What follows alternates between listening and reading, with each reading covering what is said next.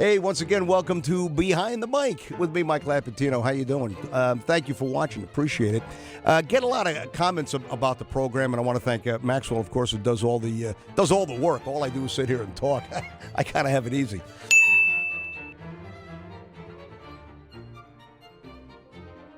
But a lot of questions were asked about PLR of yesteryear, back in the days of Smith and Barber. Great guys, Bruce and Brian. Though when I first worked there, they already had a year under their belt as the morning show, and it was a new thing in New Haven, and they were very good at what they did.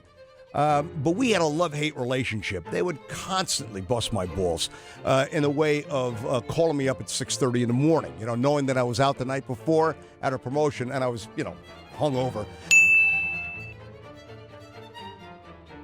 And they constantly did this. Everything was done out of love.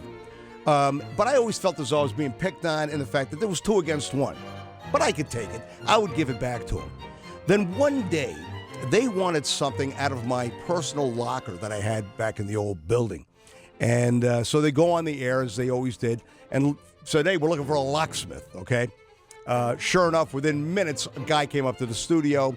They came in. They broke into my locker, and they wanted I can't remember what they wanted. It was like CD or something like that. Who knows? But that really pissed me off. I said, okay, that's crossing the line, I got to get back at these guys. What should I do? And I thought about it. I said, I got an idea.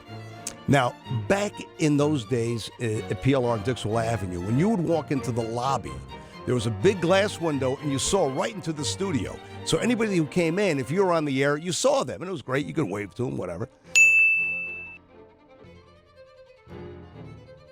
And Smith and Barber were both, and we all were in this business, whores for food, You bring up food, come on in.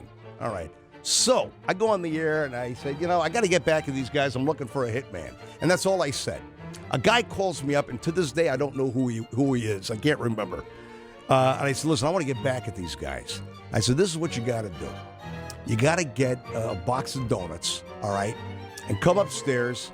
Have the box of donuts, they'll see you through the glass, and they'll wave you in because that's what it was all about, the food. Little did Smith and Barber know that the guy, I wish I could remember him, inside the box of donuts had a water gun, all right? There was a gun that looked like a gun, but it was a squirt gun, a water gun. So, yeah, come on in. He comes in, typical Italian move, right? He comes in, hey, what's going on? He goes, this is from Lapatino. And he opens the box, takes out the gun, and he said both of those guys probably shit in their pants. And he scored them right. They turned around, and he was gone, all right? Again, before internet and all that kind of shit, so you couldn't really track the guy down at all. He was gone. He came in, made the hit, and left. They were so pissed. And Brian, I remember this day, and I love them both. Don't get me wrong. They're good friends to this day. He said, oh, he could have got water on the board. He could have got water. Bull. You were just scared, and I got you, is what I did. And since then, we never played practical jokes on each other. So I guess I kind of won that one. But that was it. More stories coming up on Behind the Mic. Thanks for watching.